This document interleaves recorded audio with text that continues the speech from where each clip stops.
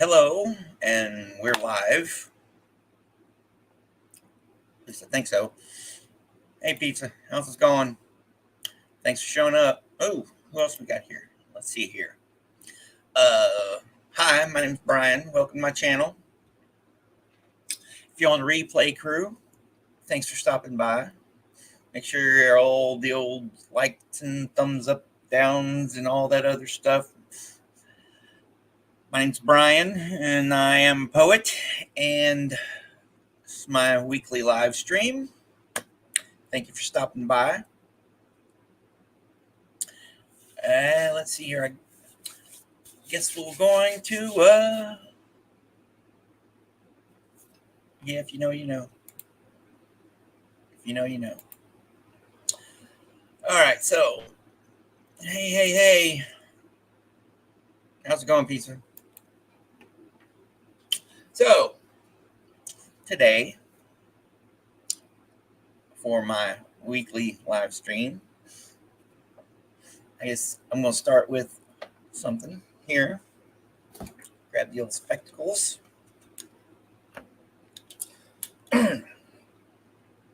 This one here is a book called Poetry East, numbers 105 and 106, fall of 2022. It's called 12 Poets. And this particular one in here, who's the guy? Rolf Jacobson, translated from Norwegian by Robert Bly and Robert Hedden. Okay, so this is a Norwegian poet translated into English. All right, and this one's called Country Roads. A pale morning in June, 4 a.m., the country roads still grayish and moist, tunneling endlessly through pines.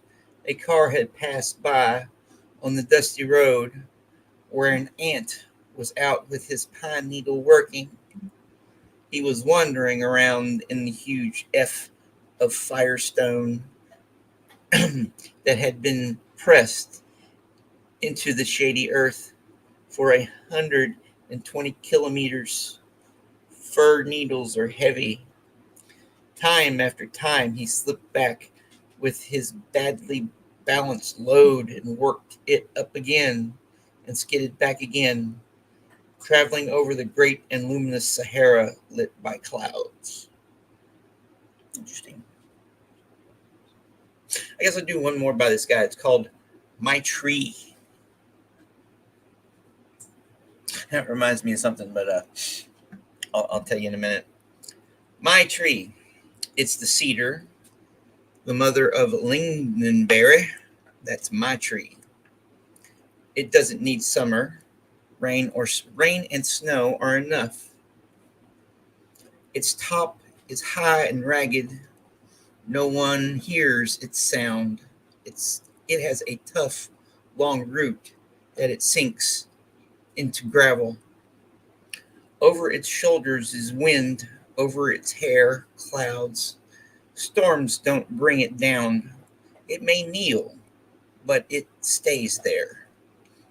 Maybe it has some destination in mind, the white bed of crowfoot flowers at the end of the world where the glaciers rule. Among all the trees on earth, it is nearest to the great snows, to the blind sun of the glaciers. I wanted to be a tree like that. Wow, it's really hot in my neck of the woods, so a poem about that yeah, I feel nice and cool now. Yeah. Well, so yeah. Yes, that was nice.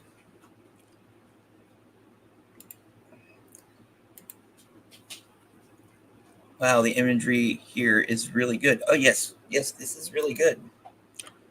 Ah, we got another one here. Hey, Witness, how's it going, Whitney? How you doing? All right, since got that out of the way, that part out of the way, I'm going to bring on my guests. This week, we have Indigo-Twin, how's it going? Good. How are All you, right, let's see Brian? here. Mr. Poet? Indigo-Twin. Let's see. You love being creative. Let's see here. Been writing since you were young and enjoy creative hobbies like drawing, coloring, cosplay, and photography. Cosplay. That's interesting. Uh, you love how creating shares a piece of your soul and how collaborating can create bonds with other people.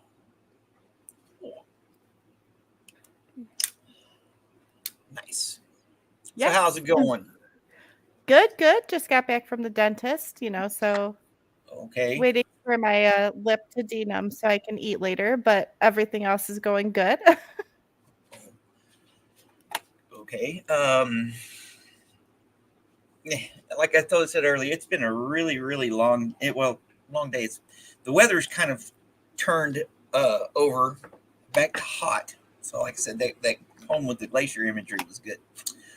Uh, Yeah, that was a really mm-hmm, it reminds me of like T.S. Eliot and um the older poets that would describe nature like that. mm-hmm. Like you could feel how cold the air is, when you read a Robert Frost poem. Oh yeah, Robert Frost. You can feel how cold that winter is. I was actually thinking about reading a Robert Frost poem at the end of this. So I guess without further ado, if you're ready, you've got plenty of time. Take your time, and Yeah, I actually wanted to read a little blurb I have like a book of Robert Frost poems, but there's like a little intro in it. Um It says, a good poem delights us in many ways and for many reasons. It may arrest us by startling, it may win our affection by comforting, it may hold us by telling a true story or persuading us about something too good or too wild to be true.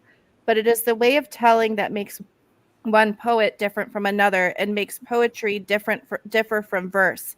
It is the combination of the strange and the familiar that is the chief power of poetry, the power of surprise. cool. Well, surprise us with your poetry. Okay, so I Date? was writing a few. So this one's called Chasing Shadows. I played hide and seek in the dark, stumbling after footprints in the dust, unsure of who I was supposed to find, until I caught my reflection and realized it was myself.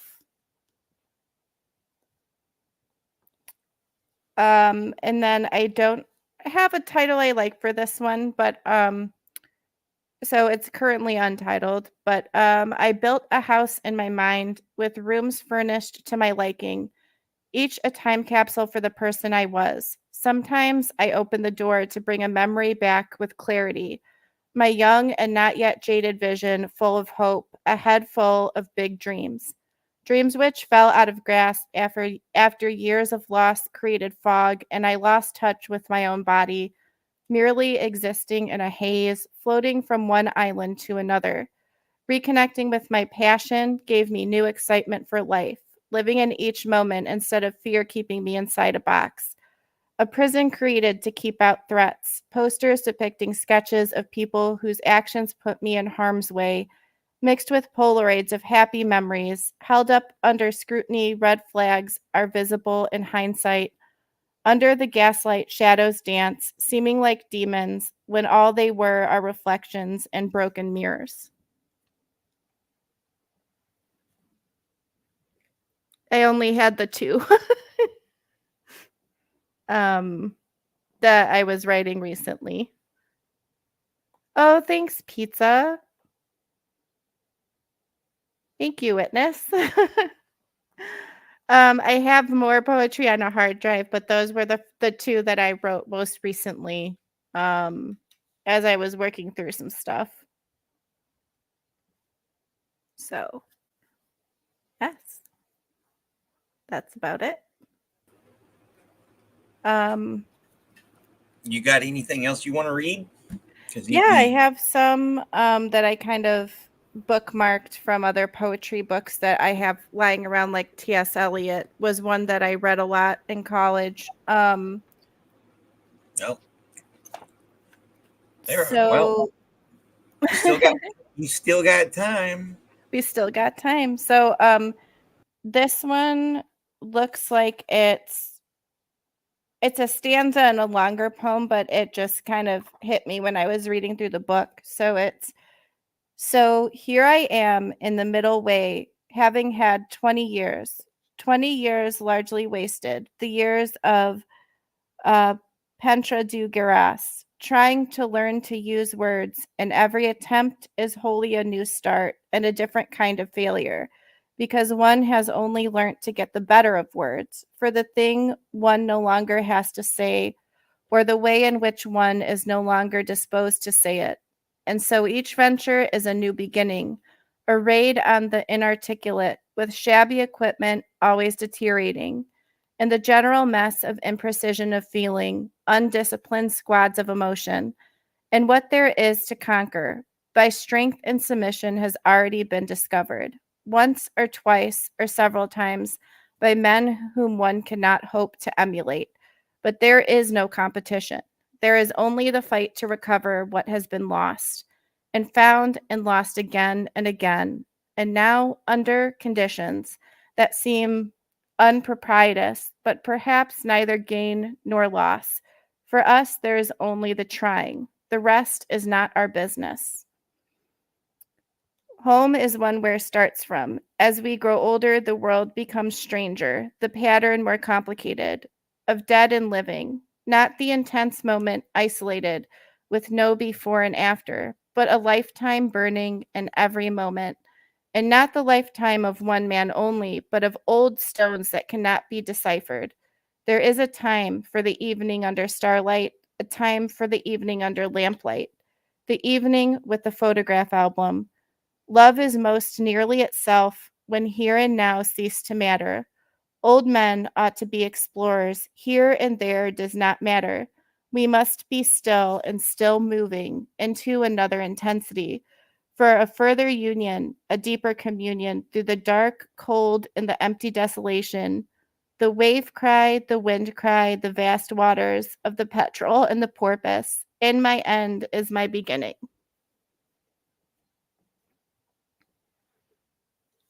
I don't know, for some reason that really hit me when I was reading it earlier this week. Kind of flipping through all my old poetry books that I read during college when I was first kind of exploring my own voice. Yeah. And then of course Robert Frost is a pretty much a staple when you think about studying most poetry. This is his poem To Look at Two. Love and forgetting might have carried them a little further up the mountainside, with night so near, but not much farther up.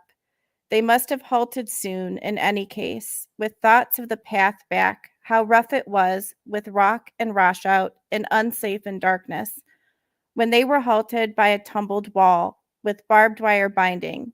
They stood facing this, spending what onward impulse they still had, in one last look the way they must not go. On up the failing path, where if a stone or earth side moved at night, it moved itself. No footstep moved it. This is all, they sighed. Good night to woods. But not so. There was more. A doe from round a spruce stood looking at them, across the wall, as near the wall as they. She saw them in their field, they her in hers.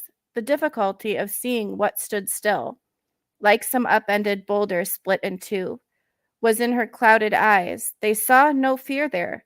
She seemed to think that too thus they were safe. Then, as if they were something that, though strange, she could not trouble her mind with too long, she sighed and passed unscarred along the wall. This, then, is all. What more is there to ask? But no, not yet. A snort to bid them wait. A buck from round the spruce stood looking at them, across the wall, as near the wall as they. This was an antlered buck of lusty nostril, not the same doe come back into her place. He viewed them quizzically with jerks of head, as if to ask, "Why don't you make some motion, or give some sign of life?" "Because you can't. I doubt if you're as living as you look." Thus, till he had them almost feeling, dared to stretch a proffering hand, and a spell breaking. Then he too passed unscarred along the wall. Two had seen two, whichever side you spoke from. This must be all. It was all. Still they stood, a great wave from it going over them, as if the earth in one unlooked for favor had made them certain each returned their love. Just Frost has a way with describing interactions that I really like. Um, for some reason, that one also kind of got me thinking when I was flipping through all the books that I have. Um, yeah, I have so many books stacked up to my left, just like full of poetry.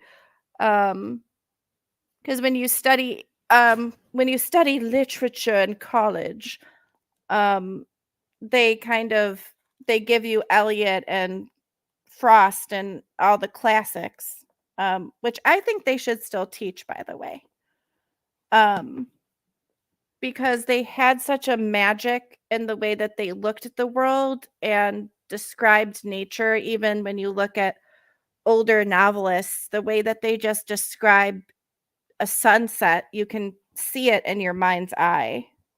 Um, that's kind of what inspired me to do poetry. um,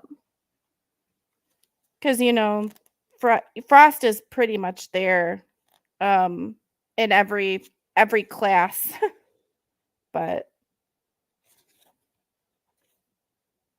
I have a little pocketbook of his poetry that was written by somebody who writes little blurbs before each poem, but I kind of skip that part and kind of revisit depending on what I'm going through. um there's Evening in a Sugar Orchard by Robert Frost. From where I lingered in a lull in March, outside the sugar house one night for choice, I called the fireman with a careful voice, and bade him leave the pan and stoke the arch. "O fireman, give the fire another stoke, and send more sparks up chimney with the smoke." I thought a few might tangle, as they did, among bare maple boughs, and in the rare hill atmosphere not cease to glow, and so be added to the moon up there. The moon, though slight, was moon enough to show on every tree a bucket with a lid, and on black ground a bearskin rug of snow. The sparks made no attempt to be the moon. They were content to figure in the trees as Leo, Orion, and the Pleiades, and that was what the boughs were full of soon. Always the same when on a faded night, at last the gathered snow. Oop, that's a new poem. But that's the thing with Frost, is that when people put his poems back to back, he has this very like musical way of rhyming that you can kind of just get lost in his imagery, which is what I like about older poets that kind of use that rhyme scheme. But yeah, that was kind of the ones that I pulled aside when I was looking through my books today, thinking about what to share and kind of, what touched me. I have a lot more books, but they're in storage, unfortunately.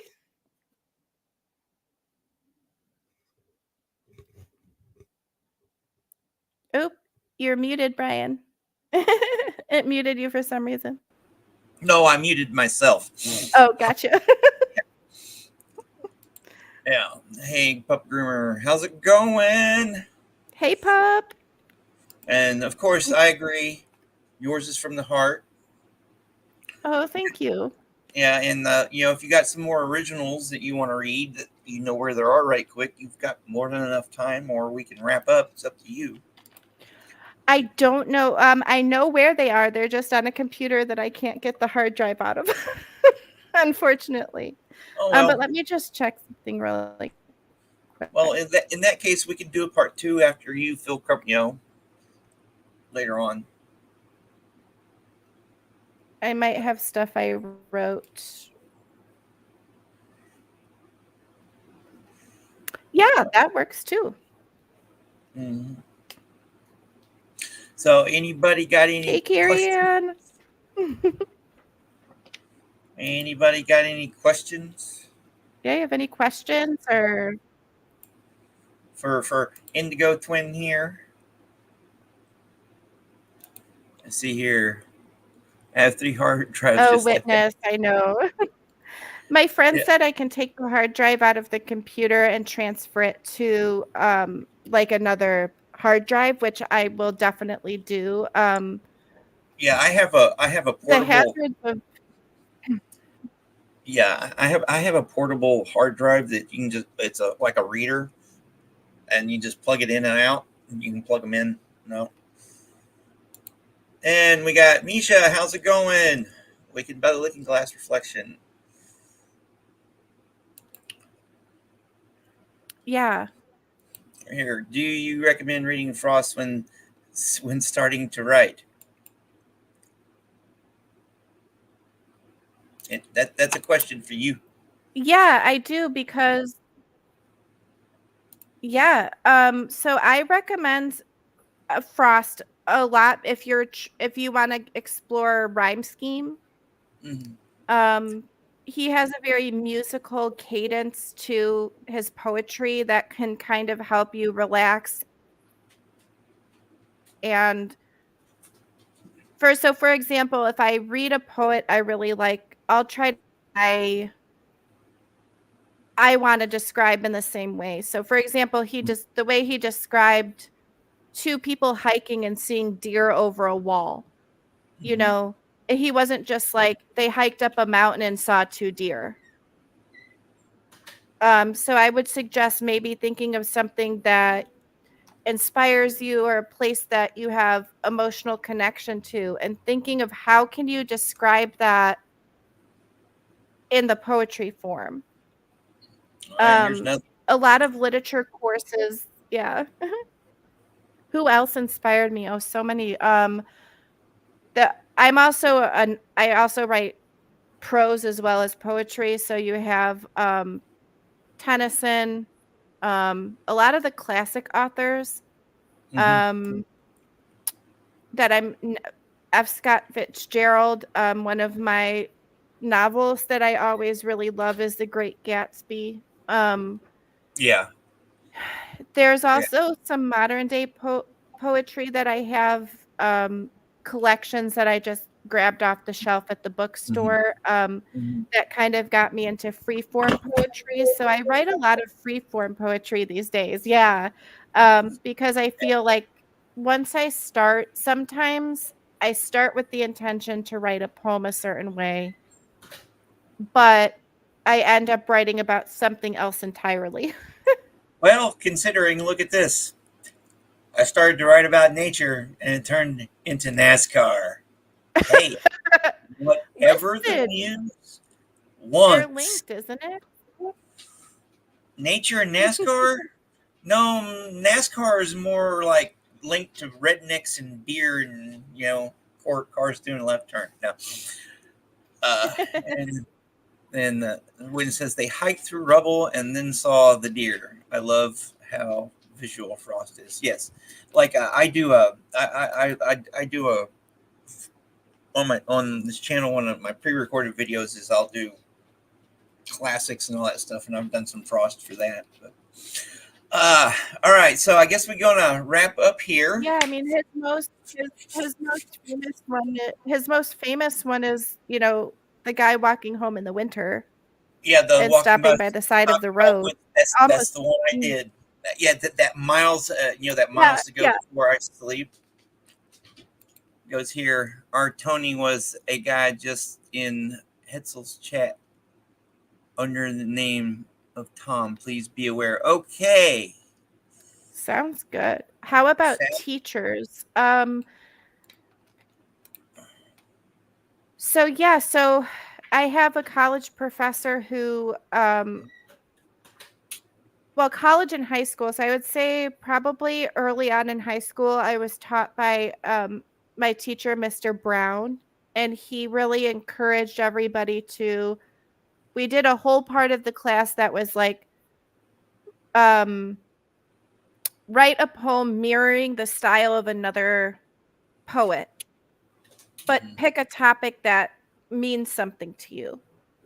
And that was interesting because in that you had to write in your own voice, but using somebody else's style. And so Mhm. that kind of um, practice kind of got me realizing, depending on my mood, I write in different styles. And then I had a couple college professors, one named Dan, who has published his own poetry and Mhm. still teaches at different colleges, um, who kind of helped me kind of push my comfort zone. Because I think with writing and poetry, the trick is if you get too comfortable, You get so stagnant. yeah. You get stagnant. All right. So thanks, Dusty, for the warning. Okay, unpleasant people are going to be unpleasant. We just got to be aware of them. So let's to wrap it up. I got my tome here. Norton Anthology of English Literature. Oh, you have it too. Same. Yes, this one is a, This one is this is volume one, eighth this edition. is the shorter 5th edition. Yeah, That's what this I'm saying. College classes have you get the Norton Anthology, and then they explore different authors and poets within that. I picked Yeah, this up. see, I got mine, mine as I well. picked, I picked this up at a thrift store. All right, so I'm going to read some John Donne. John Donne is another one that I John adore. Donne. This is a cold read. It's called Love's Alchemy. Love's Alchemy. Some that have deeper digged, excuse me, start over. Some that have deeper digged love's mine than I say, where his centric happiness doth lie. I have loved and got and told, but should I love, get, tell till I were old, I should not find that hidden mystery. Oh, 'tis imposture all, and as no simic, yet the elixir got, but glorifies his pregnant pot, if by the way to him befall some odoriferous thing or medicinal, so lovers dream a rich and long delight, but get a winter seeming summer's night. Hmm. Sounds like someone's trying to get a love potion. It's not working. Sounds like he's read some of the classics. Yeah. Our ease, our thrift, our honor, and our day, shall we for this vain bubble's shadow pay?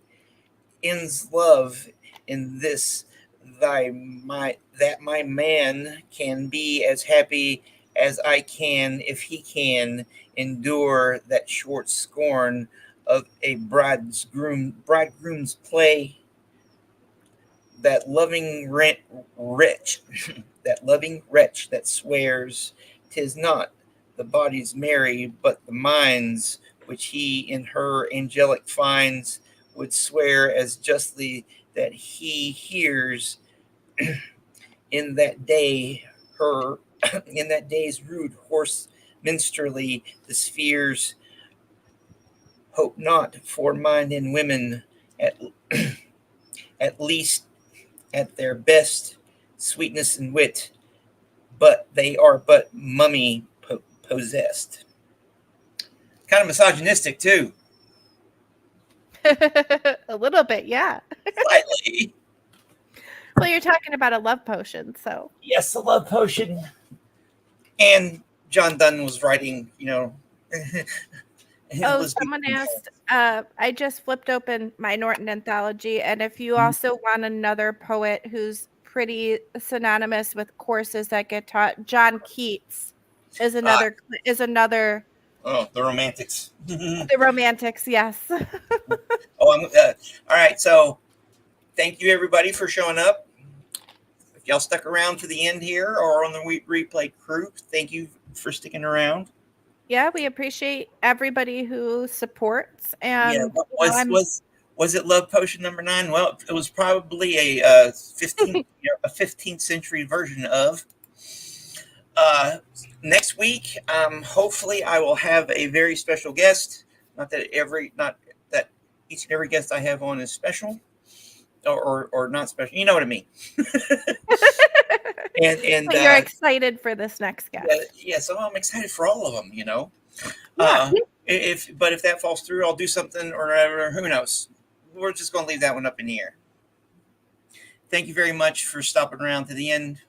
Give us the old thumbs up, thumbs down. Make sure you're that subscribed. like button. Yes, hit that like button. Make sure you're subscribed and all that stuff. And we will see you in the next one. See you in the next one.